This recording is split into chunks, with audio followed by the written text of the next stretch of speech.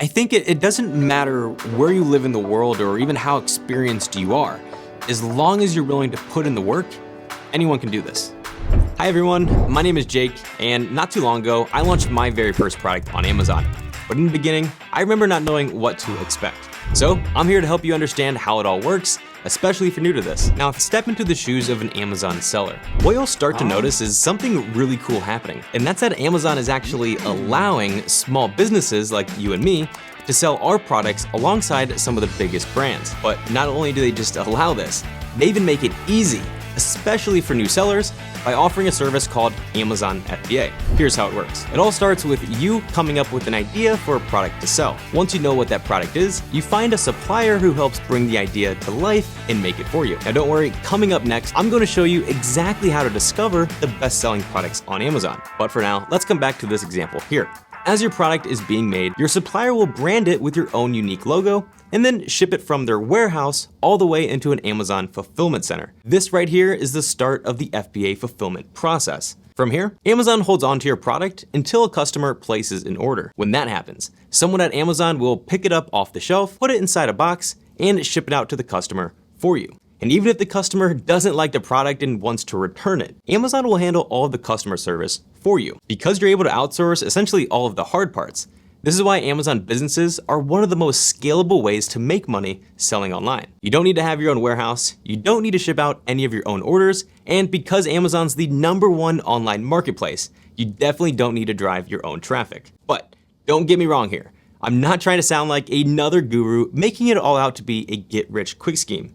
Because trust me, it's far from that. If you want to be successful, you have to treat this like a real business. The benefit though, is that within just a few short months, no matter where you live or how experienced you are, I'm confident that anyone can do this as long as you're willing to put in the work. Which brings us to a very important question: what work do you actually need to do? First, begin doing some product research by looking for products that are in high demand, aren't too overly competitive, and have high profit margins. Next, you need to set up your seller account. This is where you'll be able to create your listing, and it's also where you'll set up your shipment to get your product sent into Amazon's warehouses. But until then, right now, the best thing you can do is figure out what product you want to sell. And to help you with this, think about which business model you want to use. These right here are the 4 main ones. But really, what it all comes down to is where you purchase your products and how they're going to be fulfilled. With these first 3, whether you're buying from a wholesaler, a retail store, or another seller, you're essentially just reselling other people's products. You also have to constantly be on the lookout for new products to sell and meeting up with new suppliers. So rather than building a system that generates income for you, you're still just exchanging your time for money. This is why most sellers end up choosing private label. Like we showed earlier,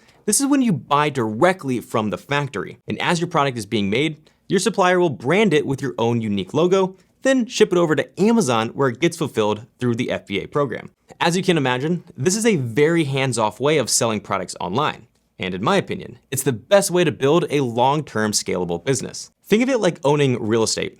Because you own 100% of the business, you're ultimately creating an asset that could later be sold for 6, 7, or even 8 figures. Now, coming from someone who's actually running the home I live in, I think this is the perfect time to ask yourself 2 very important questions. What do you want to get out of selling on Amazon? And what's your time frame for getting there? One of the great things about this business model is that you can essentially make it as small or as large as you'd like. Here at Jungle Scout, we've met a number of sellers from a wide variety of backgrounds who've become very successful in their own unique ways. There's those who work 60 hours a week and sell millions of dollars every year. And then there's those working just 10 hours a week, but they've created a lifestyle that gives them a little bit more financial freedom. Trust me, write down your goals and preferably keep them somewhere on your desk.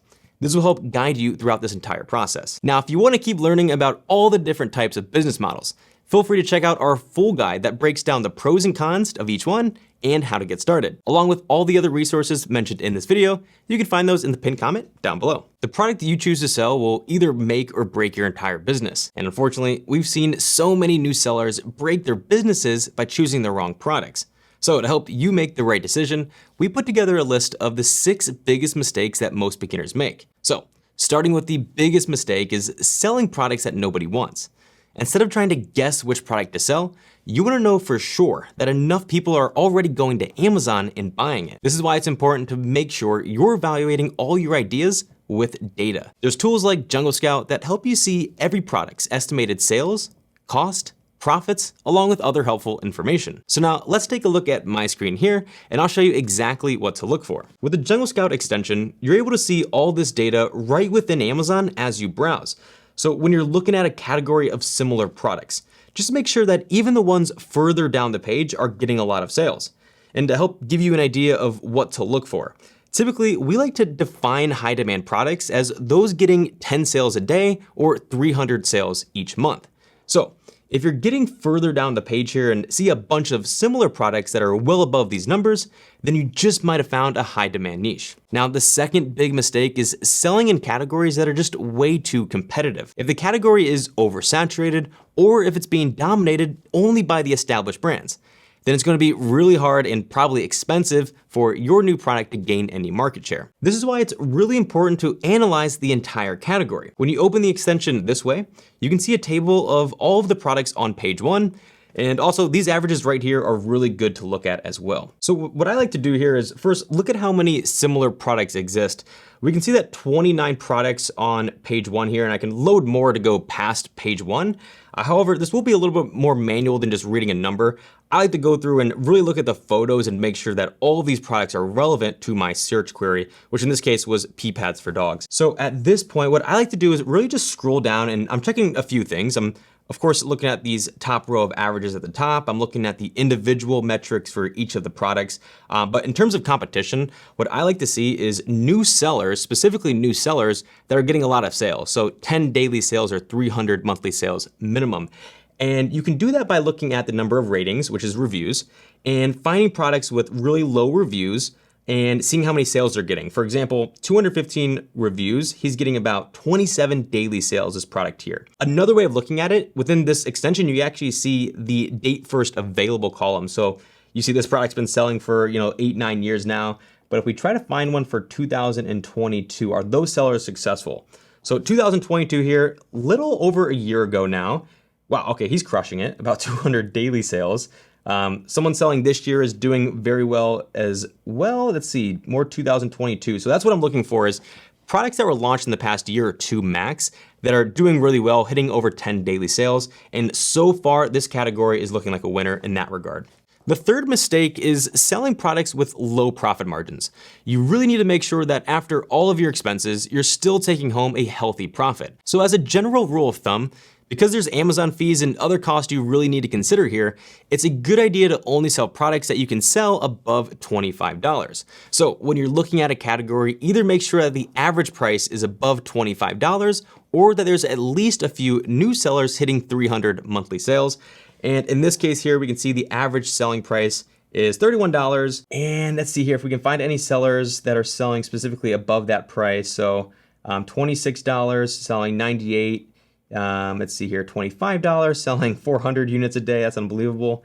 But I see a bunch of sellers on here, $30 even, that are hitting very good sales number at a higher price. So that's what we want to see. That's the first step. So confirming the average selling price is just one half of the equation. The next thing you want to do is head over to Alibaba and get a quote for your product. And this is just a really high level estimate. You don't need to actually reach out yet to a supplier. In fact, in this next section coming up, I'm going to show you exactly how to use Alibaba and reach suppliers and get quotes. So what we're just going to do now is type in dog pee pads, disposable pee pads, and just get in a quick quote, high level quote here. So what I'm trying to see is, okay, 2 cents to 6 cents is the range here. 7 cents is the highest, $1, but that looks like it's a reusable one. Okay, so 2 cents, 4 cents, 4 cents, 5 cents. I'm seeing about the same thing around under 10 cents. But I know from experience here, but also I feel like a little bit of common sense will kick in and tell you that you're probably not gonna be able to buy it at 10 cents per unit. The suppliers are probably gonna price a little bit higher than that. And you also gotta factor in things like shipping, advertising, storage, a bunch of other costs will come into play here. But what I like to do is head over back into Jungle Scout, find a similar product idea. So this is probably very similar to what we'll be selling here. Click on the net profit column and that will bring up the profit calculator tool. So at this point, really what I'm trying to do is use this product cost input here to see what our maximum per unit price would be in order for us to still be profitable. And what I mean by that is, so if I put $8 as the product cost here, I'm looking to receive over 100% or greater ROI. That's the goal. You always want to hit 100, and at this point I can see $8. If I buy it at $8 at the max, I'll still be profitable. In fact, I can probably go up to like, let's see, $8.20. Perfect. Will give me 100% ROI. So that's just the high point. So you want to do this for every product you're evaluating. First, make sure that the average selling price is above $25, and then use Alibaba and a tool like this to ensure that your sales will be profitable each time you do make a sale. And again, 100% ROI is what you want to shoot for. Mistake number 4 is selling generic products. Because new sellers are joining every single day, it's more important than ever to not just find a product and slap your logo on it. Instead, you want to stick out by offering something that's truly better than your competitors. And one of the best ways of doing this is to make minor improvements to existing products. So for each product you're thinking about selling, read through all the 1, 2, 3, and even 4-star reviews. Do this for as many products as you can, and eventually you'll start to see trends in the things that customers are saying. With this information, simply ask your supplier to make those minor improvements. And these modifications don't have to be anything crazy. You can make a huge difference by just making one small change. The 5th mistake is to avoid selling difficult products. Especially if this is your first time, it's best to sell something that won't give you too many headaches. Ideally, you'll find a simple product that's easy for a factory to make and for you to sell.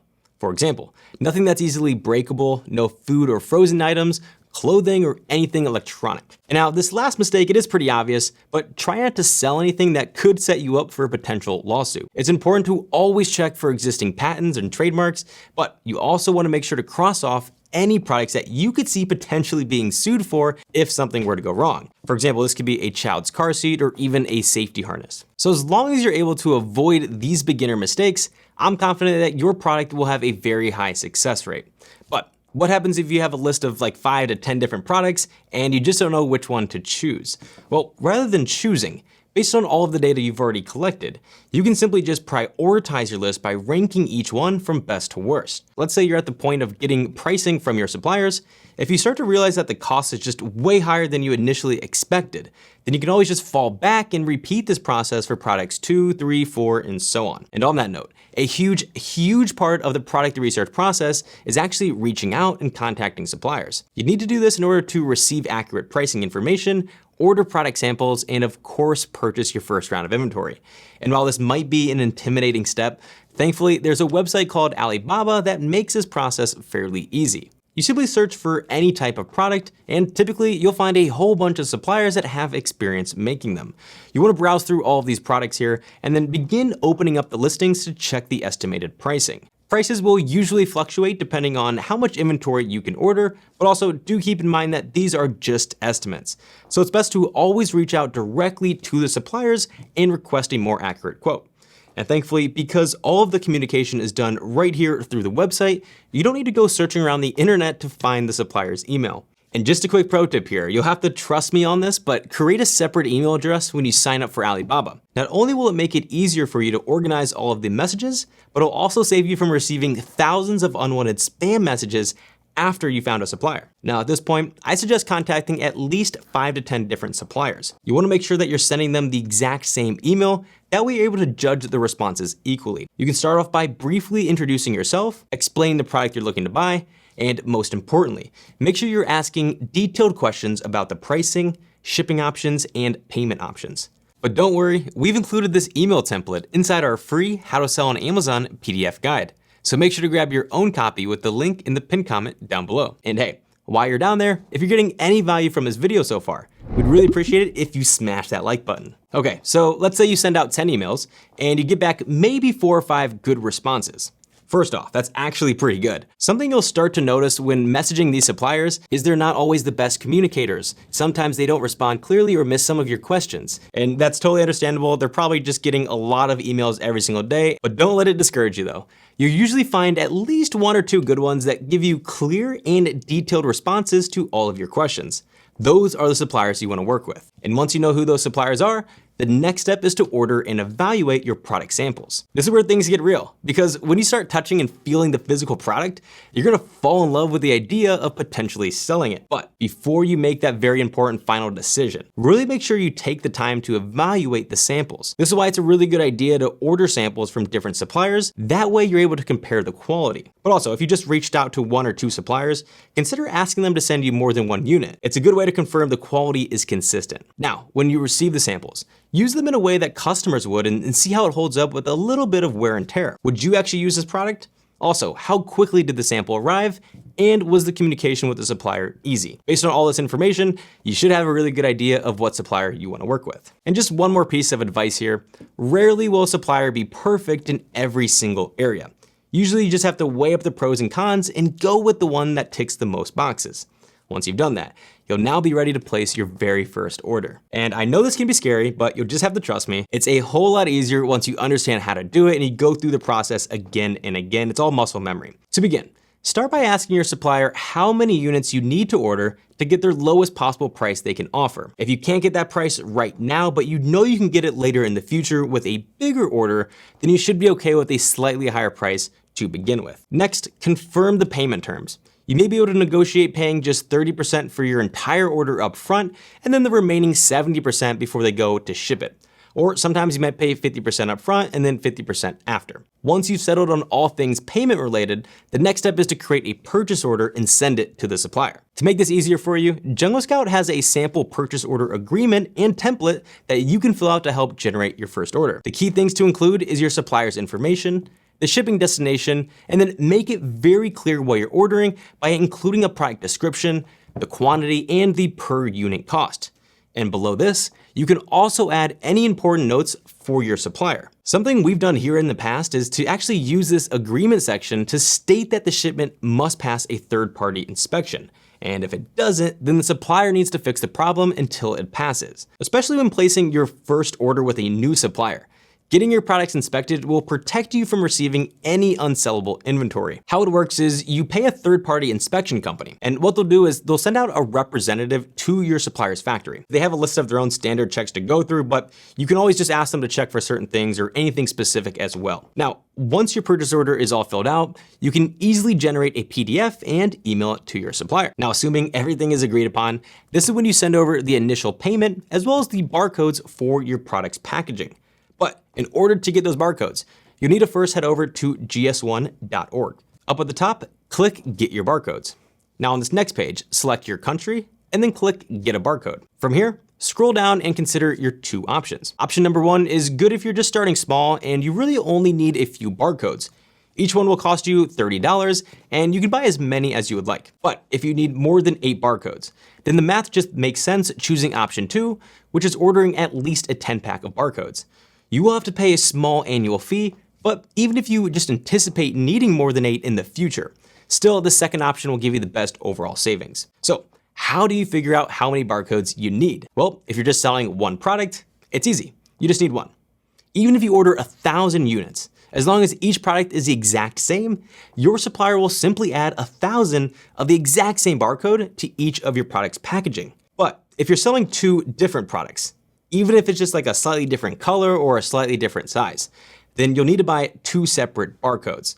For those in the US, think of it like a social security number, but for your products. If it's a different product, then it needs to have its own unique barcode. So let's say you just need 1 barcode. Then you can head over and click this button here, which will add it to your cart. Now we have a full tutorial that will walk you through the entire buying process. So after this video, if you're interested, go ahead and check out that video with a link in the pinned comment down below. However, and I know this is going to sound very confusing, but this actually is not the barcode you send to your supplier. What you just purchased is called a UPC barcode. These are used all around the world to help identify and track every product that's being sold. In fact, pick up any product around your house and most likely it has a UPC barcode on it. So if this is like a globally accepted barcode, then why doesn't it go on your Amazon product? The answer is Amazon does require you to have one, but only in order to create your Amazon listing. As soon as your listing is created on Amazon, they'll actually assign you one of their own in-house barcodes. This is called an FNKSU barcode. And ultimately, this is what Amazon requires you to put on all of your products. So in summary, you do need to buy a UPC barcode in order to create your Amazon listing. But once it's created, Amazon will give you an FNKSU barcode, which is what you send to your supplier. Now, in order to create a listing and receive this new barcode, you'll first need to sign up for an Amazon Seller Central account. To do that, head over to sell.amazon.com and click sign up.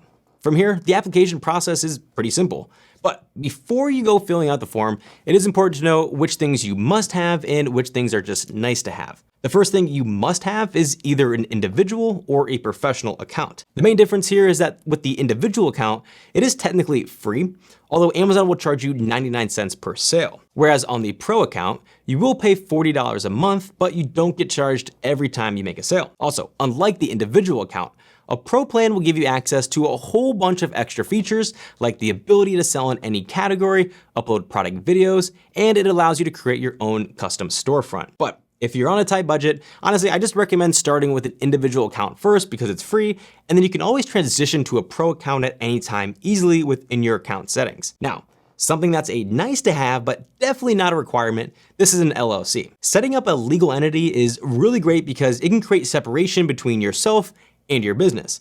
This will shield you from any potential liabilities, and if you were to ever get sued, it will also help protect your personal assets. As well, when you set up a business banking account, you're usually eligible for some pretty cool cashback rewards that only apply to business credit cards. Now, for a few things that you absolutely must have in order to sign up, these would be a government issued ID, an email address, a phone number, a banking account, and a physical address. And just a quick note on that last one, after submitting your application, Amazon has to verify your address by mailing you a postcard. So just make sure you're actually able to receive mail at the address you've entered. But once your account is all verified, you'll see a dashboard similar to this. This right here is the headquarters for running your entire Amazon business. And by expanding this menu bar here, you'll have access to all of your selling tools. At the very top, the catalog is where you go to add your product and create a listing. By doing that, Amazon will give you the FNKSU barcodes that you can finally forward to your supplier. And because that's the final thing that your supplier needs, as soon as your product comes out of production, you'll want to come over to this inventory tab and click on shipments. Here is where you'll generate the shipping labels that your supplier needs to send your products into Amazon's warehouses. Now, it's not a complicated process, but like everything else you've learned in this video, it can be better explained through a more extensive walkthrough, which is exactly why we created a free Amazon FBA course that will help guide you through every single step of launching your own private label business. It's over an hour long, so get comfortable. This next video will cover everything from product research, creating your first listing, and how to launch your product and get your first sales. Thank you guys so much for watching this video, and hopefully I'll see you over in the next one.